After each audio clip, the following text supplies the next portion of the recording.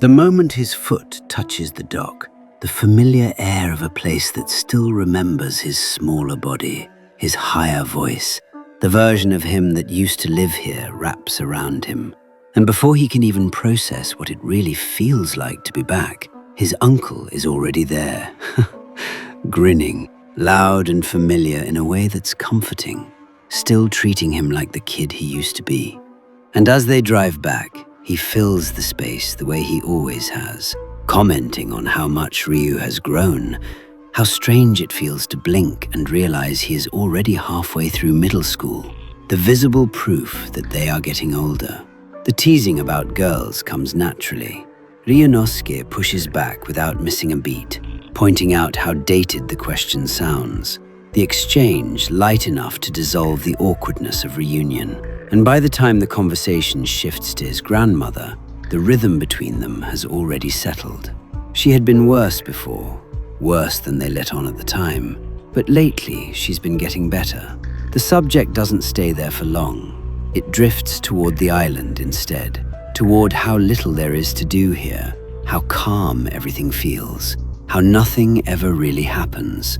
The kind of place most kids would call boring after a day or two. Ryu looks around and actually takes it in this time. The stillness, the lack of noise, the absence of anything demanding attention. He finds it oddly soothing. If anything, he prefers it like this. Inside the house, routine takes over immediately. His grandmother's voice moves through practical details without pausing. The house feels exactly like memory preserved it, untouched by whatever exists beyond the island. His body moves through the space almost automatically, adjusting to the narrower hallway, the dimmer light, the familiar arrangement of things he hasn't remembered in years. As he starts settling into the familiarity of it all, his eyes drift upward. There's no sound calling him, no movement drawing his eyes.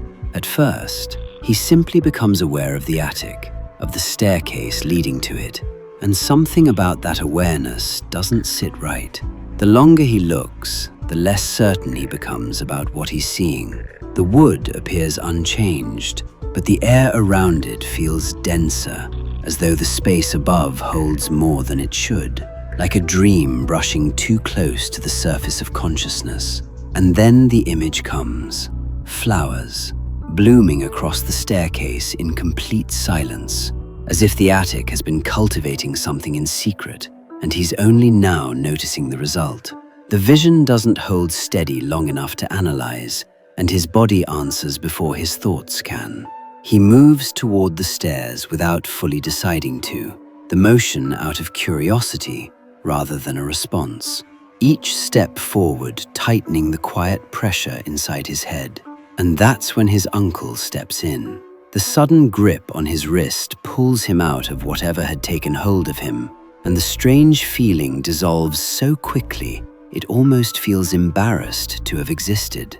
When he looks back at the staircase, it is nothing more than the old wood and shadow, stripped of the impossible life it held a moment ago, and the ordinary sight should be enough to settle him. His uncle studies him for a second longer than necessary before telling him that the attic is cluttered, that it is easy to trip over things up there, and that it is better not to wander into places you do not know. The words reasonable enough to make sense.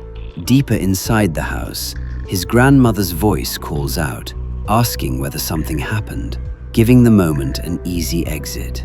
The answer smooth enough to erase the tension before it can expand, and the house resumes its rhythm soon after that. Yet the image refuses to disappear. The memory of flowers threading through the wood lingers at the edge of his thoughts. He reasons that the heat can be responsible for the visions he experienced, but the firmness of his uncle's reaction leaves a faint doubt in that logic, noticeable enough to persist. The evening moves forward without incident, and by the time he sits down in his new room, getting familiar with his surroundings, the house has settled into a deep rural quiet that eases his mind, and he listens to it without interruptions. That is when a different sound threads itself into the quiet, subtle at first, A faint drop striking something below, a pause long enough to question it.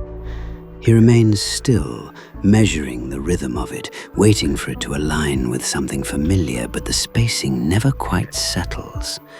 The sound persistent enough to demand attention. As he listens more carefully, the direction becomes clear, and the realization arrives gradually rather than all at once. It is coming from the stairs, dripping from the attic. He pushes himself upright slowly, half expecting the sound to stop the moment he acknowledges it. It continues at its own pace. When he steps into the hallway, the house seems deeper than before, the silence between each drip stretching the distance from his room to the staircase. The source becomes clearer as he approaches. It is not scattered through the walls, but concentrated, directly overhead. He stops at the base, waiting for another drop to fall, and this time he hears where it lands. The next drop, close enough for him to see where it gathers, darkening a small patch of wood beneath him. He lowers himself and studies the shape spreading across the floorboards. It isn't blood. Even in the dim hallway light, the moment his fingers touch it, he figures that much at least. It lingers there for a second before sliding off.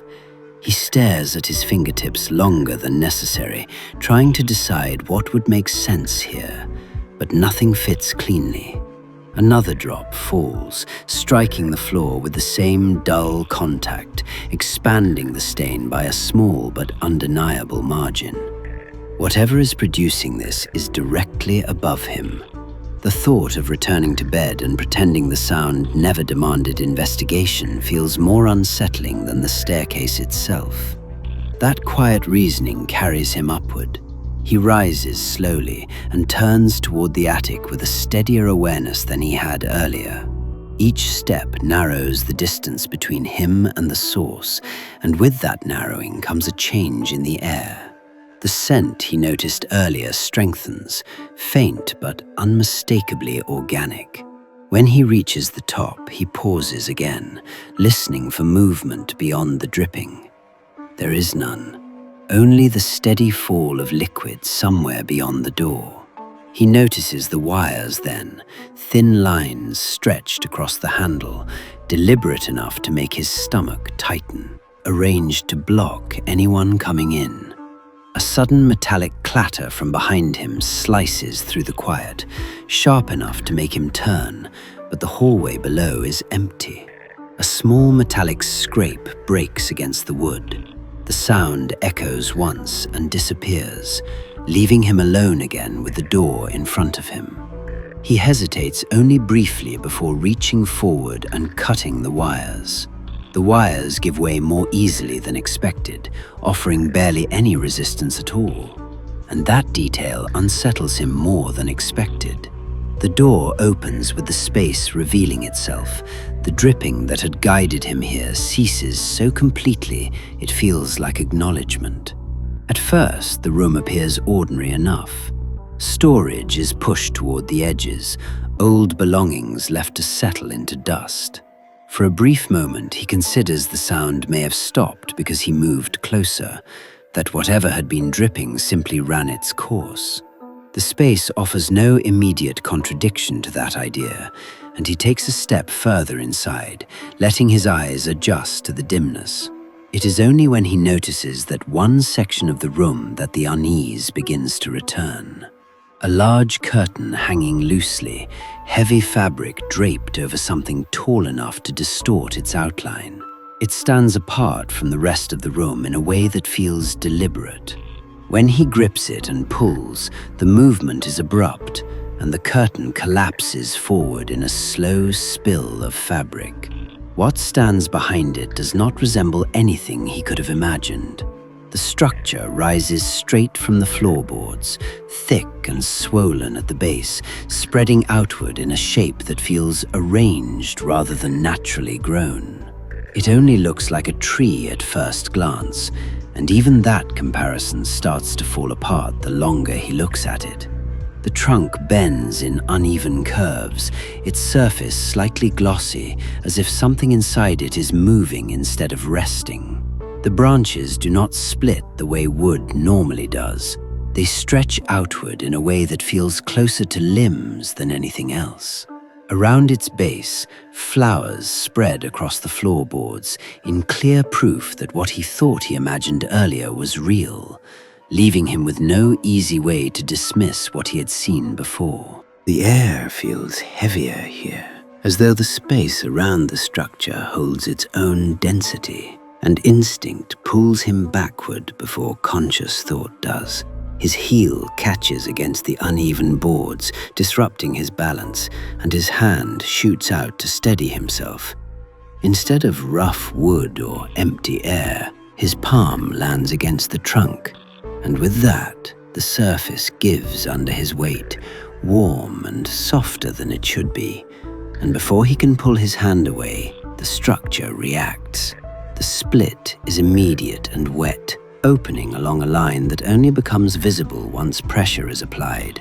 The inside shifts outward with purpose. The opening spreads wider, something pushing its way through, and whatever was contained within begins to move forward as if it had only been waiting.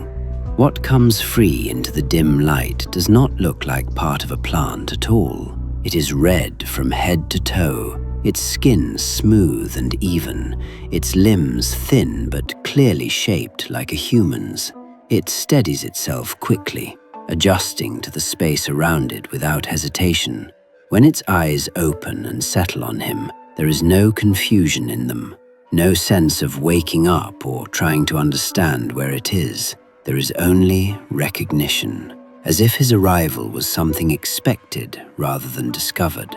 For a few seconds, neither of them moves, while the thing that emerged stands there, adjusting to its own balance as though breathing is something it remembers rather than something new. His mind searches for explanations: costume, hallucination, some kind of elaborate joke, but none of them survives more than a moment in that room.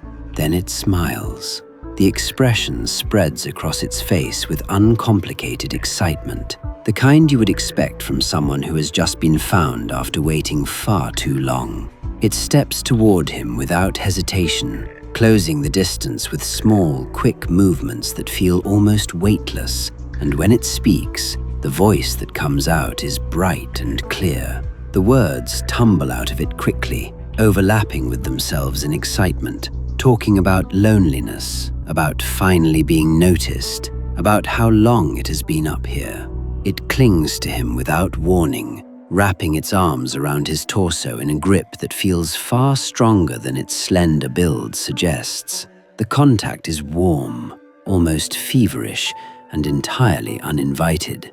His body locks. The logical part of his mind screams that this cannot be happening, that nothing about this aligns with reality, that people do not grow inside trees, but the weight of it against him is real. The heat of its skin is real. The pressure of its fingers tightening when he tries to pull away is real. It looks up at him with complete sincerity and asks him to get it out of here, explaining that it has been alone for so long it no longer remembers what being outside feels like. The simplicity of the request makes it worse, and that forces a different kind of fear to settle in, and that alone is enough to break whatever fragile composure he had left. The closeness feels invasive in a way that overrides logic, and instinct finally pushes through. He pulls back sharply. His hand comes up almost defensively, and when it makes contact, it is sudden enough to echo in the small attic space, the reaction immediate. It recoils more from surprise than pain, touching its own face as if trying to understand what just happened. No anger in its expression, only confusion, as though it had not accounted for rejection as a possible outcome.